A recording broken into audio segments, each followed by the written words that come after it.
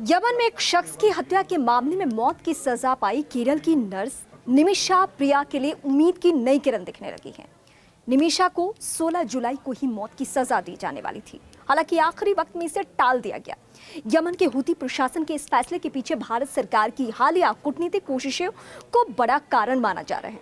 सरकार ने पीड़ित परिवार और निमिषा के परिवार के बीच समझौता कराने के लिए अतिरिक्त समय मांगा था, ताकि ब्लड मनी के तहत शरिया कानून के अनुसार माफी मिल सके।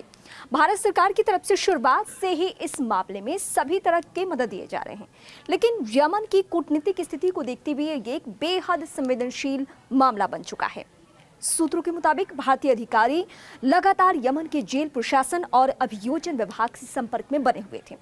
इन्हीं कोशिशों का नतीजा है कि उसकी सजाए मौत को अस्थायी रूप से टाल दिया गया। सुप्रीम कोर्ट में भी उठी थी आवाज। निमिषा प्रिया का बचाने का मामला सुप्रीम कोर्ट में भी उठा था। सोमवार को इस मामले की सुनवाई के दौरान भारत सरकार ने सुप्रीम कोर्ट को बताया था कि वो इस मामले में हर संभव कदम उठा रही है। अटॉर्नी जनरल आर वेंकटमणि ने अदालत में कहा था, यमन एक कूटनीतिक रूप से मान्यता प्राप्त देश नहीं है। हम उस सीमा तक जा चुके हैं जितना भारत सरकार कर सकती है। हम इसे सार्वजनिक नहीं करना चाहते थे, इसीलिए हम पर्दे के पीछे निजी तौर पर कोशिश कर रहे हैं। निमिषा को मौत से बचाने के लिए समाज सेवी सैमुअल जेरोम भास्करन यमन में बातचीत की प्रक्रिया में मुख्य भूमिका निभा रहे हैं।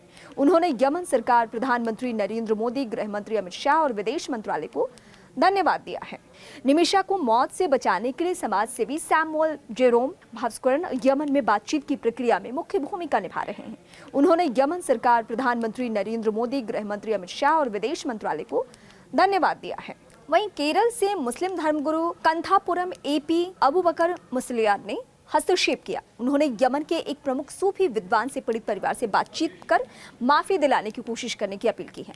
पूरा मामला क्या है ये बताते हैं। केरल के पलक्कड़ की रहने वाली निमिषा प्रिया पेशे से नर्स है और 2008 में नौकरी के लिए यमन गई हुई थी। उन्होंने 2011 में केरल निवासी टॉमी थॉमस से शादी की। दोनों ने यमन में क्लिनिक खोलने की योजना बनाई, जिसके लिए स्थानीय साझेदारी अनिवार्य था। इसीलिए उन्होंने तलाल अब्दो मेहदी नामक यमनी नागरिक की मदद ली, लेकिन बाद में मेहदी ने निमिषा को प्रताड़ित करना शुरू कर दिया। उनके दस्तावेज जब्त कर लिए और कथित तौर पर उनके साथ दुष्कर्म भी किया।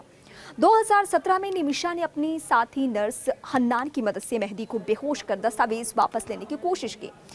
बेहद ज्यादा डोज देने के कारण मेहदी की मौत हो गई। घबराकर दोनों ने मेहदी का शव काटकर पानी की टंकी में फेंक दिया।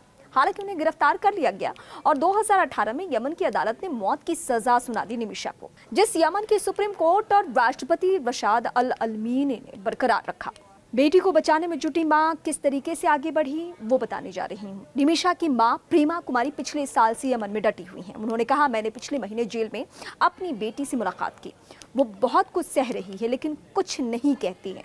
अब आगे क्या होने वाला है? अब उम्मीद ये की जा रही है कि अगर ब्लड मनी समझौता हो गया तो शरिया कानून के तहत निमिषा को माफी मिल सकती है। इसके लिए निमिषा का परिवार और भारत सरकार दोनों कूटनीतिक और सामुदायिक प्रयासों में लगे हुए हैं। फिलहाल उनकी मौत की सजा टाल दी गई है, लेकिन अंतिम फैसला तलाल मेहदी के परिवार की सहमति और स्थानीय अदालतों पर निर्भर करेगा।